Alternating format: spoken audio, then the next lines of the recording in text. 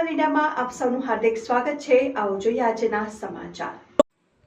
સુરત શહેરમાં 20 વર્ષ પછી ભારતના સૌથી મોટા જર્મન ડોમમાં યોજાયેલ ફિનિક્સ સોર્સે સુરતીઓના દિલ જીતી લીધા। હાલની ઠંડીમાં ફિનિક્સ શખ્સે અવનવા દાવથી સુરતીઓની ઠંડી ઉડાડી નાખી છે। ડુમસ રોડ આવેલ VR મોલની સામે આવેલા વિશાળ પાર્કિંગની સગવડવાળા ભારતના સૌથી મોટા જર્મન ડોમમાં યોજાયેલ ફિનિક્સ શખ્સે 2 વર્ષની ઉંમરથી લઈ 80 વર્ષના ઉંમરના પ્રેક્ષકોના દિલ જીતી લીધા છે।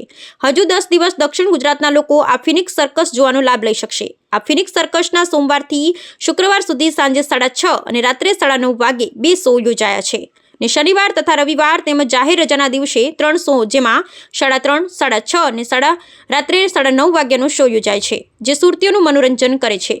વર્ષ 2008માં સુરત શહેરની અંદર સર્કસનો અનેરો ક્રેઝ સુરતીઓમાં જોવા મળતો હતો। એ સર્કસમાં વિવિધ પ્રકારના પ્રાણીઓ દ્વારા અભિનય કરવામાં આવતો હતો। ત્યાર પછી પ્રાણીઓ ઉપર સરકાર દ્વારા રોક લગાવવામાં આવી।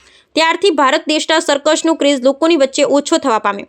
તેમાં સર્કસની પ્રથા લુપ્ત થવા લાગી। સર્કસની પ્રથા ચાલુ રહે તેવા પ્રયાસ સુરત શહેરની આર્ટ ઇન્ડિયા ગ્રુપના ધીરેનભાઈ અને મહેન્દ્રભાઈ સાથે ફિનિક્સ સર્કસના મધુભાઈ ભલર દ્વારા કરી ફરી આ પ્રથા શરૂ કરાઈ। ફિનિક્સ સર્કસના સંસ્થાપક મધુભાઈ બલરે જણાવ્યું હતું કે તેઓ 40 વર્ષોથી જાદુગર સર્કસ મેળા જેવા મનોરંજનથી જોડાયેલા છે। ભારત દેશમાં આશરે સર્કસના 15,000 જેટલા કલાકારોને ફરી એકવાર લોકોની વચ્ચે આવવાનો મોકો મળે તે હેતુથી સર્કસ પાછું લોકોની વચ્ચે લાવવાનું શરૂ કર્યું છે।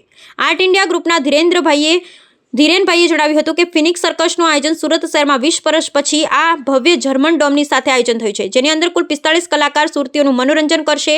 કલાકારો ગુજરાત, ઉંતરાયલ, તમિલનાડુ, મહારાષ્ટ્ર, મુંબઈ, દિલ્હી, કેરળ, બેંગાલ, મણિપુર તેમજ ઇન્ટરનેશનલ આર્ટિસ્ટ ઉચોપિયાથી આવ્યા છે।